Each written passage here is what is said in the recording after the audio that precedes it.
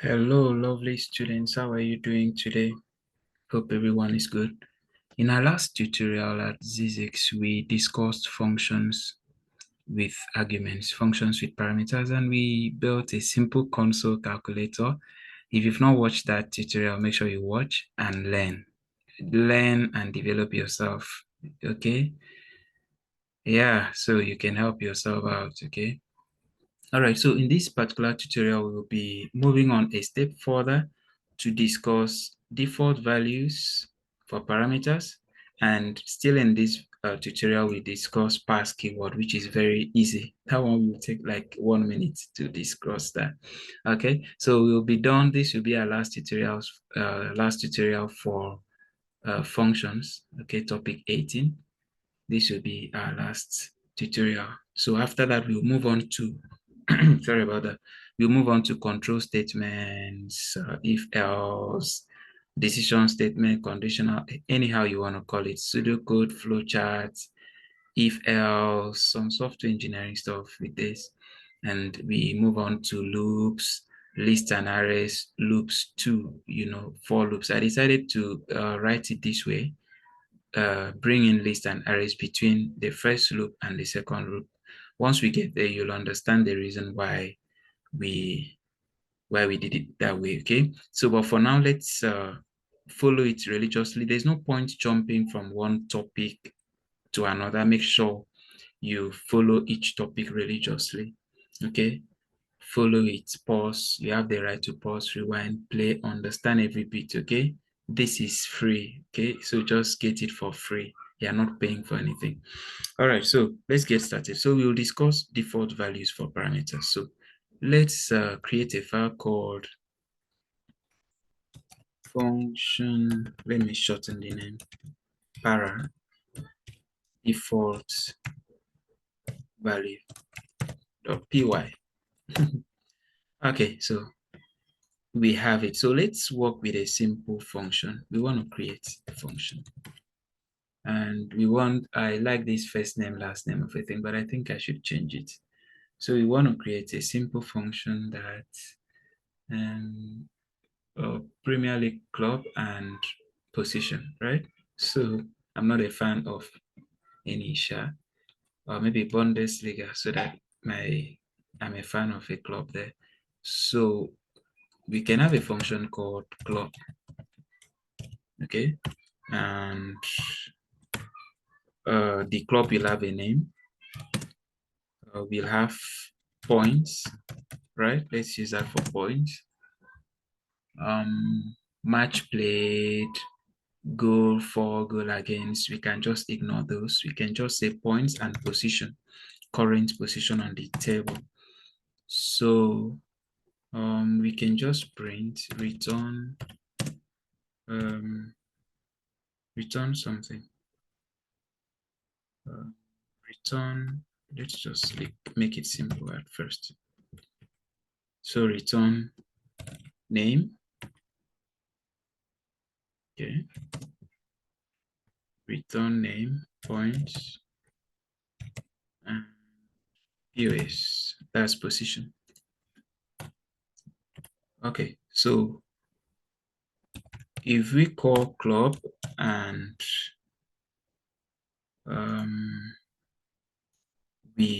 of course, if we do this, it will give us an error 3 required positional argument. So the name of that club I love so much, by Munich. All right, and points. What points do they have already? Is it 12? I didn't look at that. 4 matches, 4, 3, 12. 4, 4, 16. Is it up to? No, 3 matches, 4, 3, 12. Yeah, I think they've played 3 matches already. All right, so points and position 1. So happy for them. All right, so if we print that, it prints, we didn't print it. So if we print this, it prints Bayern Munich, this and that for us. All right, so let's just, I want to return it the way we returned it here. okay, so that it will print nicely for us. So F, and we have that. Okay, so it prints, what's that? It prints this for us.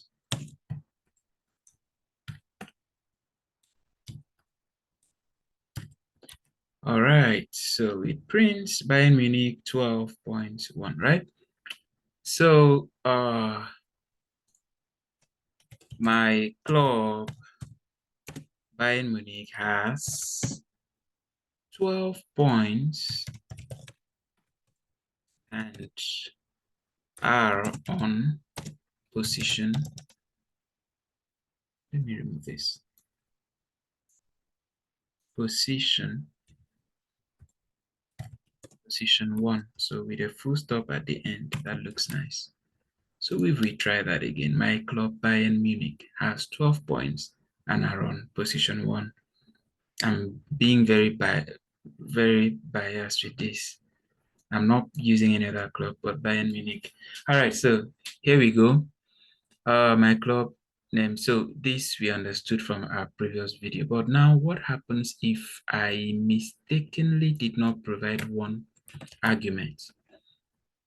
So there is one missing required argument. That's the error. You have to provide the exact number of arguments for the function you are calling, right? So now that lies the problem. To avoid this problem takes us to what we call default values. Default values for functions, which is the whole essence of this tutorial. For functions, to save as what? Placeholders? Yeah, as placeholders. So, yes, to save as placeholders. Default values for functions to save as placeholders, right? So, name, points, position. All right, so if we run this error, so how do we solve the error? This is how to solve it. We have to provide default value, okay? Provide. So note this down. Default values for function. Provide a default value for your function, for function arguments. Yeah, for a function argument, right? Anyhow. All right, so how do we do this? So we provide default value for position and say if the user, in essence, what we are saying is if the person, while calling this function, if line 5 does not provide a position, then the default position should be maybe empty. You can use empty. So we can use empty and it prints it for us. My club Bayern Munich has 12 points and are on position, so it's empty. Okay, another way you can use it would be maybe 0. You can just use 0 or any position you choose. So my club Bayern Munich has 12 points and are on position 0, which is not realistic. So let's just say 20 or 18, right? God forbid. It can only be 1 for Bayern Munich. All right, so all right. All right, so we have names. So if we have issues, we run back there. So let's provide default values here. So we can just have Dortmund for a typical club or Leverkusen. My students will be saying, Uncle Life watches football a lot. Yes, I do. And football inspires me. I learn a lot from football, not just expecting a winner or a loser. I learn things like patience. I learn things like having a last-minute stamina as a champion to win, just like Real Madrid does in Champions League. You watch them quarterfinals, semifinals, finals. they have what we call last minute stamina. Even when you score them 2-0, they come up within the last maybe at 70 minutes, you see Real Madrid equalizing, scoring and scoring, and probably winning within the 90 minutes, just like they did to Dortmund in the finals. Okay. So good thing, watch football. Don't say I don't like watching football. You may not watch it for football's sake, but for lessons' sake, to help develop your life further. Okay, I watch football to see mistakes people make and how they can make amends, or when mistakes are very costly, especially, some goalkeeper mistakes and the rest. All right. So, and how you plan things early enough, and how you work out, how you are serious with your stuff, right? How you set goals and you achieve them, and how you behave yourself. There are very good players out there that should have been the best, the best of all times, but they just vanished just because of one attitude, one behavior, or things like that. So I learn a lot when I watch football. So Leverkusen points, let's just say points 0, and position, let's just say 1. So that's default. So now what will be printed here will be, if we remove this 12, for instance, so what will happen would be, it will call the club and print what it has seen.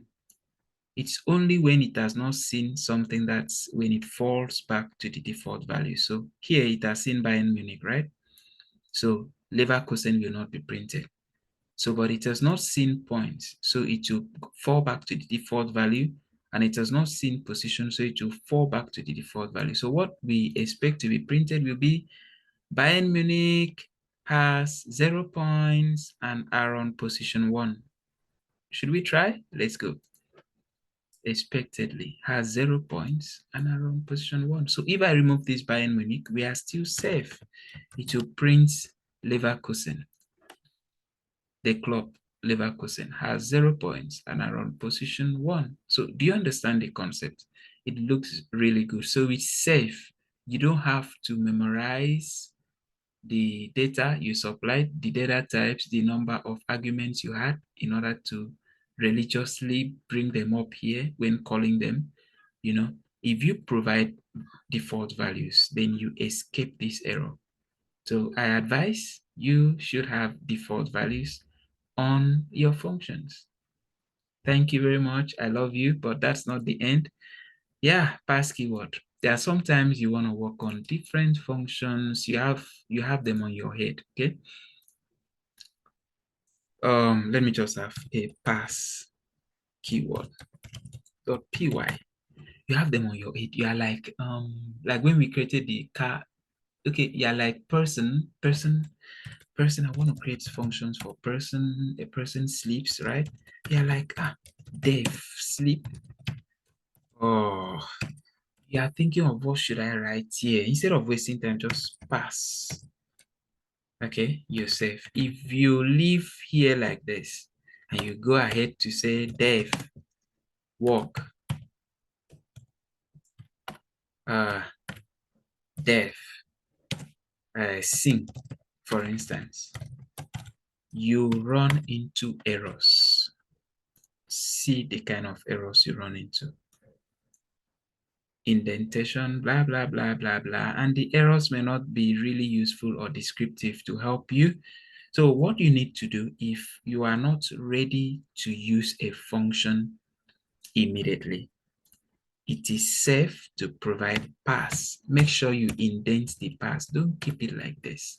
It's an error. Make sure it's well indented. Pass.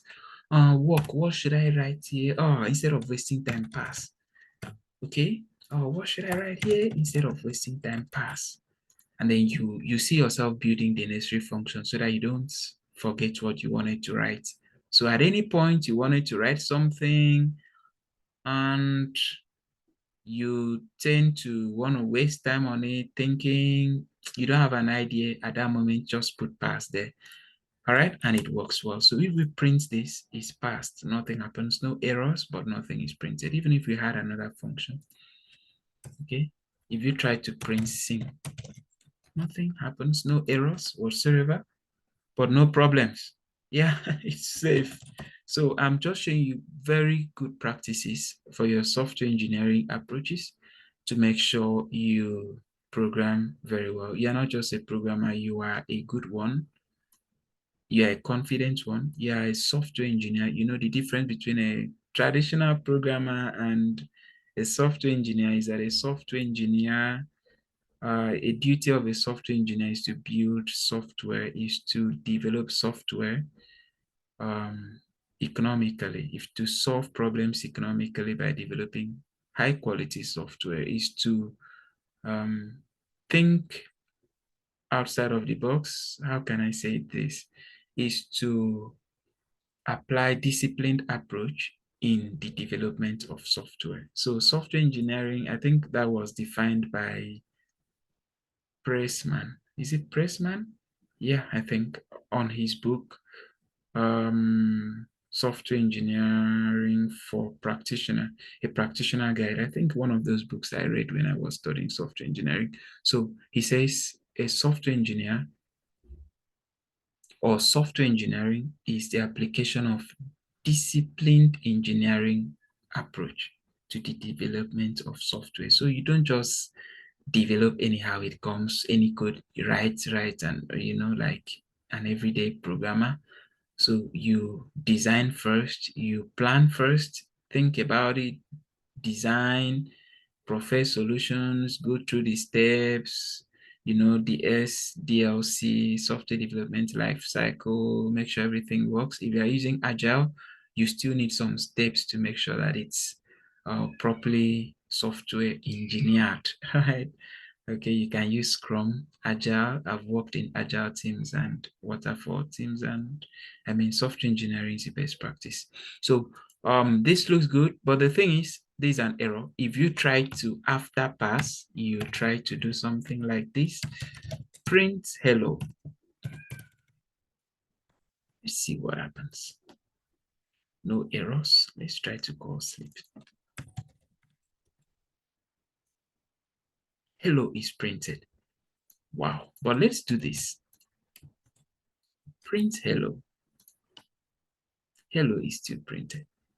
Okay, but it's not a nice practice to have pass and some other things.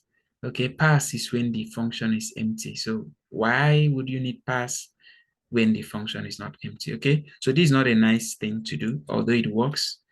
I mean, although it works. So yeah, but it's not a nice thing. So if you are using pass, let it be empty, empty, empty. So it's a keyword from Python. You may not have it in other languages, do you? No, not in Java. Yeah, Java allows you to keep it empty, maybe just print a simple line. So this from Python, and it's a keyword, pass keyword. So make use of pass keywords, especially if you are running around to do things and you don't want to leave things empty, right? So good luck, my guys.